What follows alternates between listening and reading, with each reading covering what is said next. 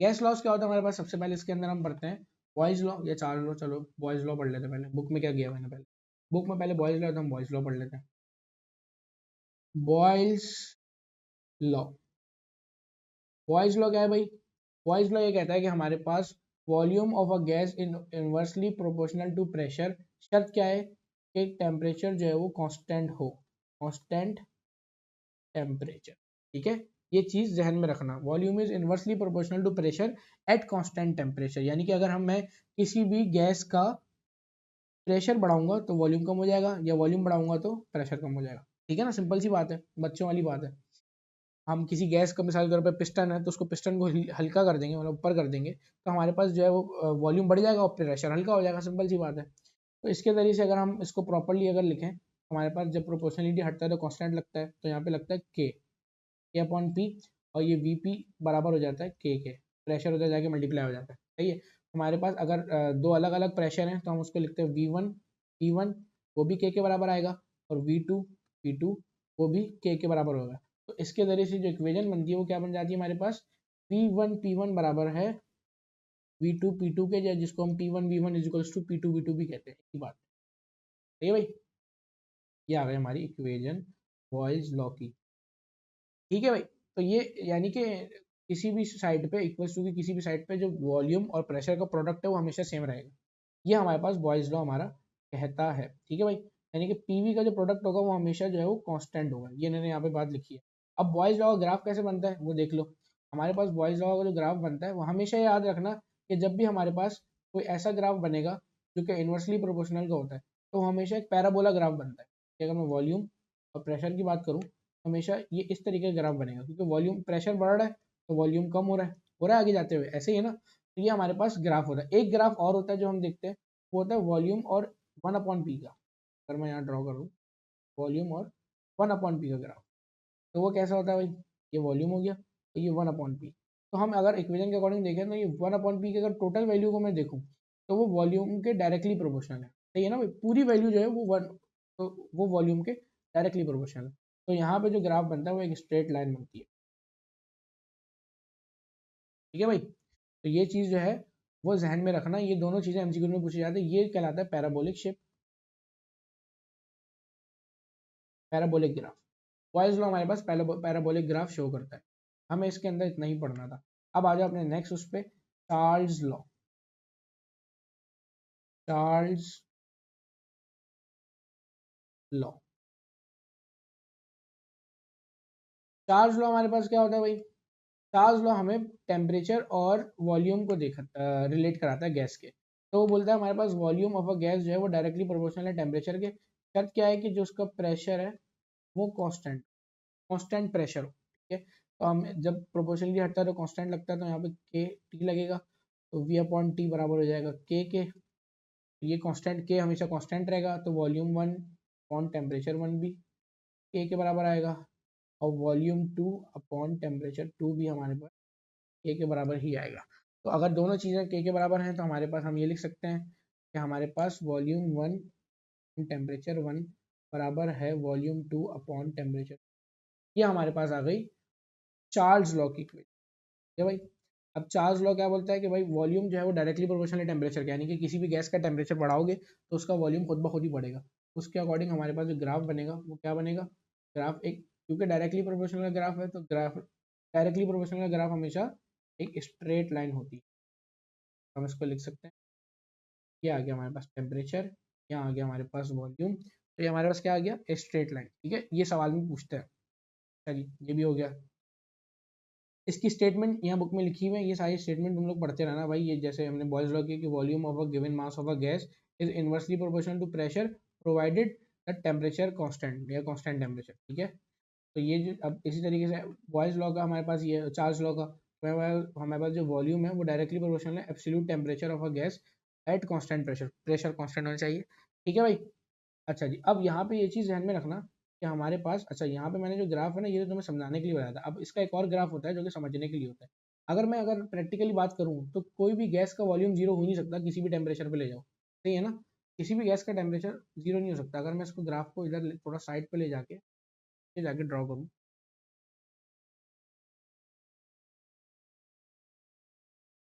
ठीक है भाई। तो यहाँ पे मैं इसको ले जाऊँ और इसको ड्रॉ करूँ प्रॉपर, और एक लाइन यहाँ पे इसको पीछे भी एक्सटेंड कर दूँ, रेड लाइन भी ले जाऊँ उठा के यहाँ। तो हमारे पास, हमें जाहिर है हो ही नहीं सकता कि हमारे पास जो ग्राफ है हमारा, वो हमारे पास उस पे ना हो, मतलब वॉल्यूम जीरो पे आ जाए, ऐसा हो ही नहीं सकता।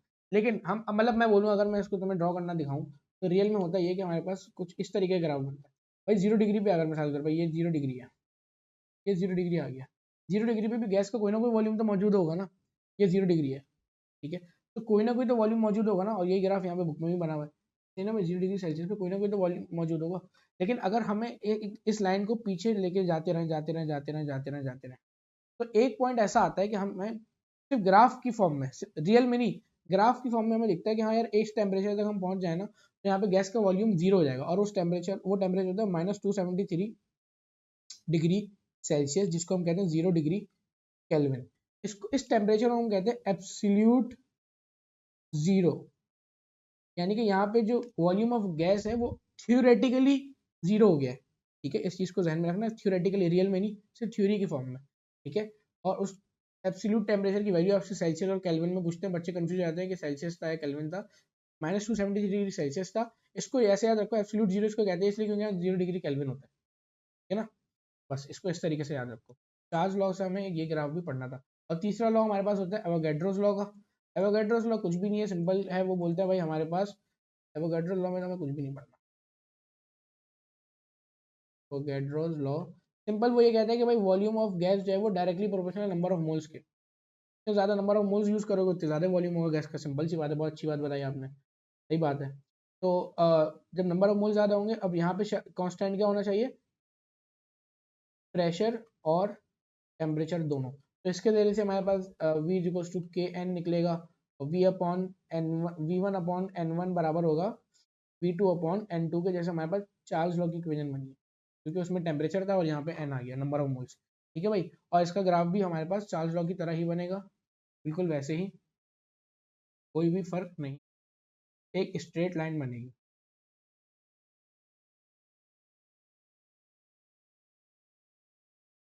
या इसको सिंपल आप जो मर्जी अपने लेना चाहो, ऐसे भी ले सकते हो और वैसे भी ले सकते हो, दोनों मतलब बराबर। ठीक है भाई, तो इसमें कोई मसले की बात है ही नहीं, चिल सीन है बिल्कुल।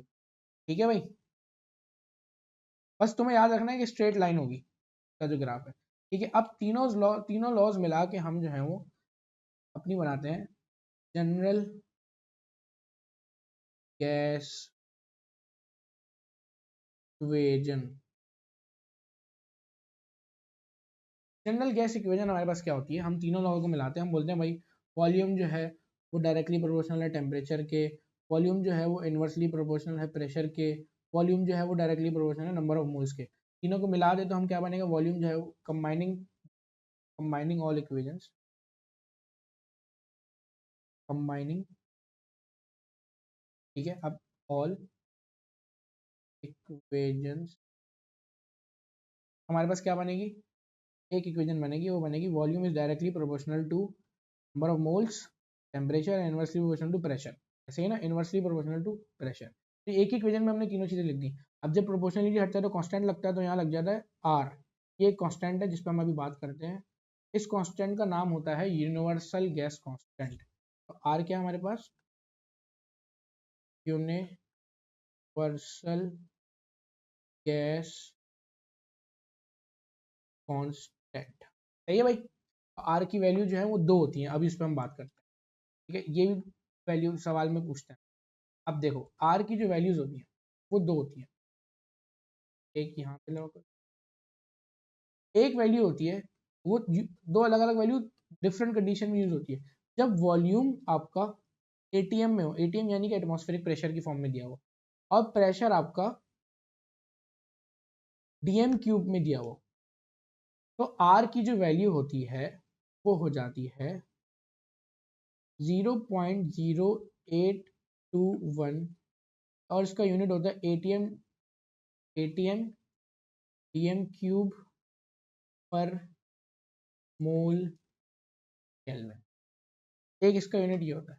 दूसरा, जब हमारे पास, अरे मैंने उल्टा लिख दिया, सॉरी, प्रेशर और वॉल्यूम जो है उल्टा, ये यहाँ पे हमारे पास प्रेशर जो है एटीएम में और वॉल्यूम जो है डीएम क्यूब में। तो यहाँ पे हमारे पास जो प्रेशर पास्कल में दिया हुआ या न्यूटन पर मीटर स्क्वायर में दिया हुआ, एक ही बात है, पास्कल या न्यूटन पर मीटर स्क्वायर में दिया हुआ, और वॉल्यूम जो है वो हमें मीटर क्यूब में दिया हुआ। तो उस पॉइंट पे हमारे पास जो आर की वैल्यू यूज होती है वो होती है 8.314 जूल्स पर मोल केल्विन। ठीक है भाई, तो ये दो वैल्यूज तुम लोगों को याद रखनी है कंडीशन के अकॉर्डिंग, और दोनों जो है वो न्यूमेरिकल्स में इसमें घुमाते हैं। ठीक है भाई, तो ये हमारे पास जनरल गैस इक्वेशन हमने यहाँ पे ड्राइव कर दी, और ये हमारे पास टॉपिक जो है वो खत्म हो गया है।